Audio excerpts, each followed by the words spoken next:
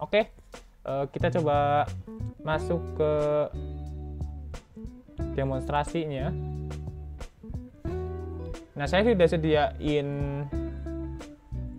program Google Colab ya. Teman-teman bisa melakukannya di Google Colab ataupun di VS Code masing-masing gitu ya. Tutorial bagaimana cara kita membuka atau membuat filenya itu sudah saya jelasin di pertemuan sebelumnya.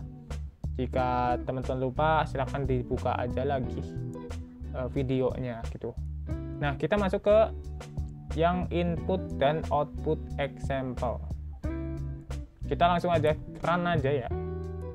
Nah, pasti kita di yang pertama itu inputnya mengharuskan untuk mengisi variabel length, variabel panjang.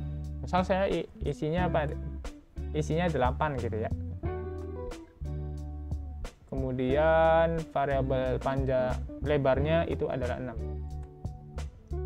Maka didefinisikan luas dari persegi panjangnya adalah 48. Ini adalah proses input, ini proses dan output ya. Ini tiga flow utama lah. Ini adalah receiving a string input seperti tadi.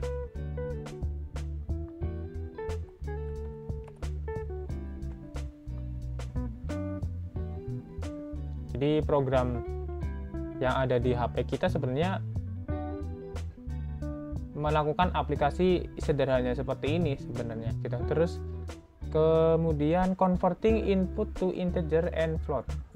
Ini untuk melakukan convert ya. Ingat tadi secara default input adalah bertipe string.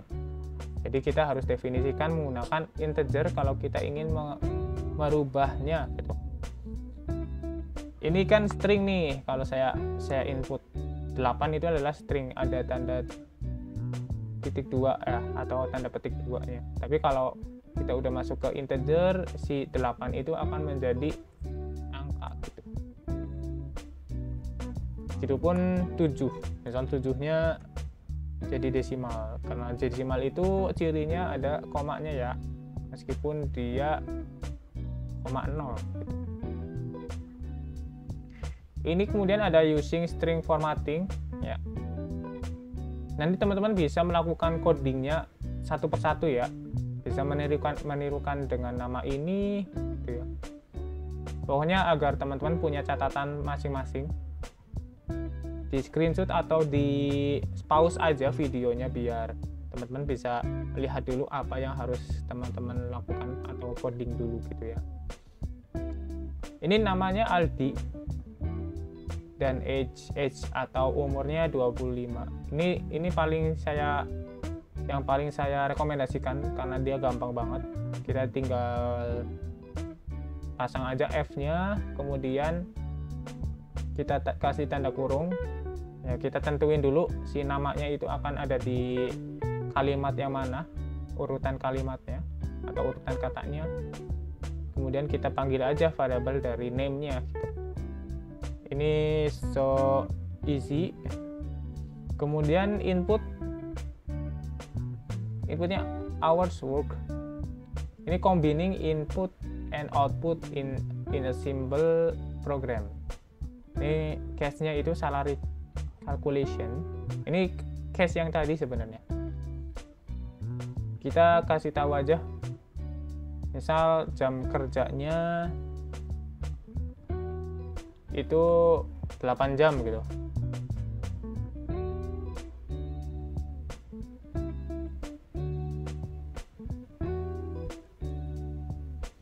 Nah, sejam itu dia digajinya misal 50.000 gitu. Maka misal sehari itu dia berarti digajinya 400.000 gitu. Ini berkaitan sama peletakan ini ya, desimal ya, 2 desimal.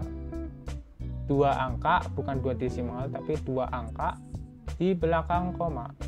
Oh iya, untuk penulisan di Amerika, penulisan Inggris, komanya itu pakainya titik ya. Jadi koma jadi titik, titik jadi koma gitu. Beda kayak Indonesia, Indonesia koma ya koma gitu. Jadi kalau kita nulis 10.000 di Indonesia kan kayak gini ya, 10.000 ini. Nah tapi kalau di Amerika penulisan kayak gini itu akan dianggapnya menjadi 10 aja nih teman-teman.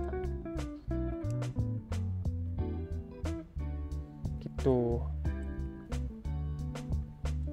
Pembacaannya bukan penulisan ya. Tapi kalau menulis di coding, teman-teman kalau mau nulis 10.000 itu nggak boleh 10 koma kayak gini ya, tetap harus kayak gini, nggak ada titik, nggak ada koma. Oke, terus ke operator yang persen. Operator persen ini substitusi lah, substitusi dari penanda S dan penanda D. Penanda S nanti itu akan mengambil yang indeks yang pertama didefinisikan di sini, dan yang D itu akan memanggil variabel yang kedua gitu. Nah, kemudian ada string format. String format ini agak mirip kayak yang ini ya, yang F string, tapi dia F-nya menjadi format. Ini dia ditandainya dengan ini, sama tanda kurung yang pertama itu akan mendefinisikan variabel yang pertama didefinisikan. F-string udah kita jelasin, mengatur lebar kolom. Kita akan mengatur lebar kolom dan presisi dengan string format. Ini bisa kita gunakan tadi pakai kombinasi ya. Kombinasi ini coba kita run deh yang ini. Oke. Biasanya ini ngomongin soal bagaimana cara kita membuat tabelnya nanti. Tabel menggunakan Python.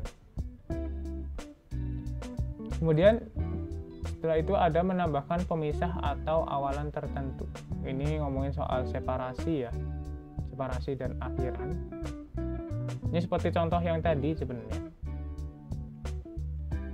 Kemudian yang terakhir adalah pemisah angka agar bisa kita lihat ya, atau kita bisa baca. Oke, itu aja pertemuan yang ke-5. Semoga teman-teman bisa menyimak dengan baik apa yang sudah kita pelajari bersama. Kalau nggak paham, teman-teman bisa ulangi videonya. Kemudian saran saya sih harus dicatat ya, teman-teman harus punya file codingannya untuk masing-masing pertemuan gitu. Jadi jangan minta codingan, tapi teman-teman harus ngoding sendiri biar tahu feel-nya, bagaimana cara ngodingnya gitu. Oke, dari saya itu aja. Terima kasih. Sampai ketemu lagi. Wassalamualaikum warahmatullahi wabarakatuh.